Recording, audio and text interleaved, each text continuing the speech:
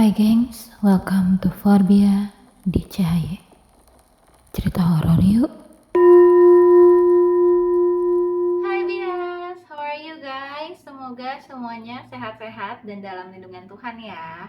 Anyway, sorry banget aku hari ini nggak pakai clip on karena tadi abis kebanting, jadi kayaknya dia rusak dan aku harus beli baru.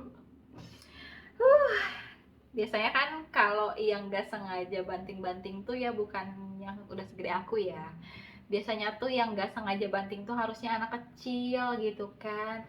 Nah, siapa nih di sini kalian yang punya anak, ponakan, adik itu yang masih kecil-kecil, yang masih SD gitu? Biasanya kan rusuh nih, kebanting ini kebanting itu, puyeng banget. Bahkan sampai ada temanku yang emang rencana tuh mau child free karena dia memang nggak suka anak kecil. Katanya kalau anak kecil itu suka ngotor-ngotorin tembok, karena dia rumahnya tuh kan estetik banget deh, pokoknya kayak kayak rumah-rumah Pinterest gitu guys.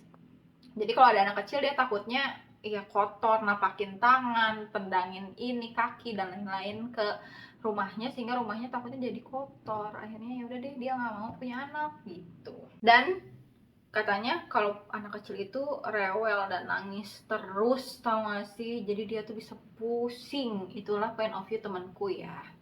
Nah, cerita kali ini berkaitan juga dengan seorang anak kecil yang cuengnya minta ampun, sampai emak bapaknya itu kalau bisa diretur nih anaknya, diretur kali ya ke surga, biar udahlah gak usah lah ini ada anak ini gitu ya. Penasaran kan ceritanya kayak gimana? Nah, kita simak aja, kita mulai ceritanya. Cerita ini dibagikan oleh salah satu netizen yang bernama Jayden. Jadi sekarang Jayden sebenarnya udah dewasa ya, tapi waktu kejadian ini terjadi, Jayden itu masih berumur 7 tahun, jadi masih kelas 1 SD.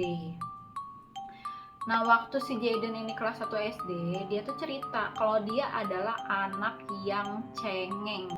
Jadi setiap kali dia harus pergi ke sekolah, dia itu pasti selalu nangis, gak pernah gak nangis. Aku rasa kita semua sebagai anak kecil dulu pasti ya, kalau harus ke sekolah sendirian itu pasti nangis, gak mau gitu ya, karena kita merasa keluar dari safety zone-nya kita gitu.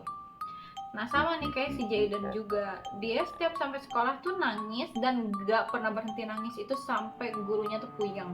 Akhirnya untuk menanggulangi hal ini, ya udah diperbolehkanlah mamahnya si Jayden untuk nemenin Jayden di sekolahan. Jadi nggak nemenin di dalam, tapi dia di luar gitu, di depan jendela, yang penting kelihatan nama si Jayden.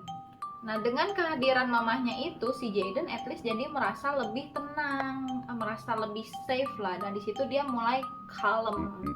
Tapi setiap kali mamahnya itu udah mulai nggak kelihatan, si Jaydennya nangis lagi guys. Dan ini tuh benar-benar merepotkan karena mamahnya itu harus standby di sekitaran kelasnya si Jayden dari jam setengah 8 sampai jam 1 siang. Itu tuh susah banget untuk mamahnya tuh memiliki kegiatan yang lain karena ya dia harus tetap kelihatan masih Jayden.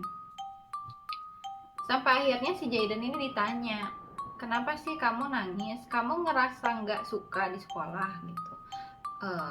Dia jawab, dia tuh sebenarnya suka kok dia berada di sekolah, dia nyaman, dia senang punya teman, dia sebenarnya nggak ngerasa sedih, dia bilang dia happy happy aja. Dia juga nggak tahu kenapa dia nangis dan kenapa dia nangisnya sampai segitunya, dia pun nggak ngerti apa yang terjadi sama dirinya. Intinya ya dia hanya ingin nangis aja. Karena hal ini udah begitu lumayan mengganggu ya, akhirnya si keluarganya si Jayden ini berinisiatif lah untuk membawa Jayden di hari Sabtu dan Minggu untuk tamasya terus, kayak ke kebun binatang atau ke tempat-tempat yang seru lah. Itu semua dilakukan supaya hati Jayden itu merasa lebih happy, lebih konten gitu, lebih healing, sehingga kalau di sekolah dia biar enggak nangis lagi. Akan tetapi semua hal yang udah dilakuin itu tidak membuat Jayden berhenti menangis. Jadi setiap kali dia ke sekolah, dia itu pasti nangis.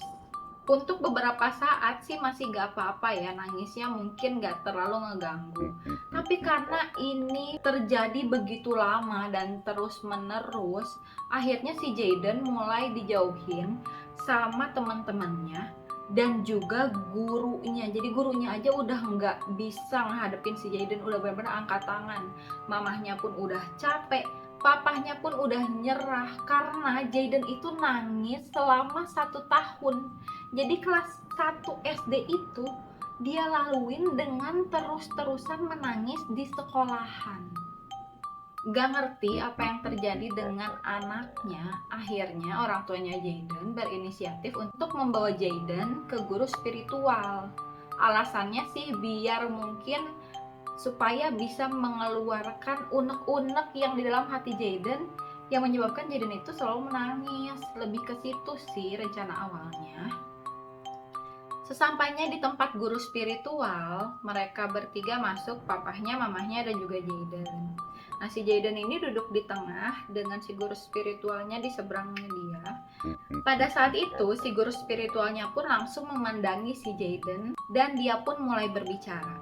Cuma yang membingungkan adalah kok si gurunya ini bukan bicara lurus kepada Jayden, dia malah agak jereng gitu guys pas ngomong sama si Jayden. Jadi kayak matanya juling atau gimana nih, intinya seperti berbicara dengan sosok yang ada di belakang sini.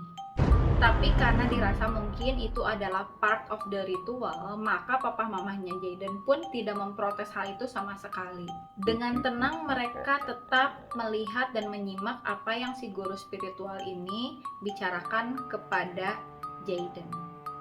Setelah selesai berkomunikasi, maka guru spiritual ini berkata kepada orang tuanya Jayden, "Bapak dan Ibu, alasan kenapa Jayden terus menangis selama setahun ini dikarenakan adanya sosok anak kecil yang menempel di diri Jayden. Untuk melepas sosok tersebut, maka kalian harus melakukan suatu ritual di tempat di mana kalian bertemu dengan sosok ini." Orang tuanya Jayden pun kaget karena mereka sama sekali tidak berpikir bahwa alasan Jayden terus-menerus menangis itu karena ketempelan hantu anak kecil. Maka dari itu saat gurunya berkata, "Kalian coba cari tahu di mana kira-kira si Jayden ini ketempelan." Di sini tuh mereka benar-benar blank guys, nggak tahu sama sekali. Akhirnya guru spiritual ini berkomunikasi lagi dengan sosok yang ada di belakang Jayden untuk mencari tahu kira-kira ketemunya di mana. Setelah selesai berkomunikasi kembali, akhirnya si guru spiritual ini pun menjabarkan suatu lokasi yang memang diceritakan oleh sosok anak kecil ini kepada orang tuanya Jayden. Jadi pada waktu libur sebelum masuk ke kelas 1 SD, memang si Jayden dan keluarganya ini ada pergi liburan ke suatu pantai. Akan tetapi pada waktu di pantai itu terjadi sedikit keributan dan ini menyebabkan banyak banget orang pergi ke sumber keributan tersebut, termasuk Jayden dan keluarganya, karena kepo lah ya, ada apa sih rame-rame. Akhirnya mereka ke suatu tempat, itu tempatnya hampir dekat ke pemukiman warga. Pada saat di sana, mereka melihat ada satu anak kecil yang memang meninggal secara tiba-tiba dan tergeletak di situ. Dan posisinya si Jayden ini juga ngeliat bener-bener, jadi Jayden as anak kecil ya, dia pun ngeliat anak kecil ini tuh terbaring seperti itu dan udah tidak bernyawa. Nah pada saat kekepoan ini mungkin si arwah anak kecil yang meninggal mendadak ini melihat Jayden yang seumuran kali ya. Akhirnya si hantu ini menempelkan dirinya kepada Jayden. Dan kenapa si Jayden menangis? Yaitu karena si arwah ini memang tidak siap untuk meninggalkan dunia. Jadi dia kaget dengan apa yang terjadi. Dia taunya dia masih hidup, tapi ternyata dia kok udah nggak ada. Setelah mengetahui lokasi yang disuspek adalah tempat pertemuan Jayden dan hantu yang menempelinya ini, Akhirnya mereka pun bareng-bareng pergi ke lokasi tersebut dan mengadakan sebuah ritual. Setelah ritual tersebut selesai dan Jaden pun kembali ke sekolah, secara tiba-tiba Jaden sudah tidak menangis lagi. Jadi dia benar-benar udah sembuh, udah gak ketempelan lagi dan dia bisa menjalani harinya dengan normal seperti biasanya. Ya itu dia cerita dari Jaden. Jadi sebenarnya ceritanya itu diawali dari kekepoan papa mamahnya saat sedang liburan gitu ya. Kita pun sebagai orang Indonesia kan suka kepo ya. Kalau ada apa kita suka kalau di jalan tuh melambat untuk melihat kekepoannya. Untuk melihat ada kejadian apa. Bahkan macet itu bukan karena kejadiannya tapi karena orang-orang yang kepo gitu loh. Nah kalau di kasusnya Jaden karena kekepoan jadinya ketempelan gitu kan. Jadi ini mungkin bisa menjadi pelajaran juga ya buat kita. Kalau kepo ya jangan terlalu kepo banget karena takutnya ikut ketempelan guys. Anyway itu aja ceritanya. Kalau kalian suka cerita ini silahkan like dan jangan lupa subscribe supaya gak ketinggalan notifikasi video baru dari aku. Dan kalau ada cerita hantu yang kalian pernah alamin boleh email ke sini sama bisa reach out di Instagram aku. Oke semua itu aja, bye bye.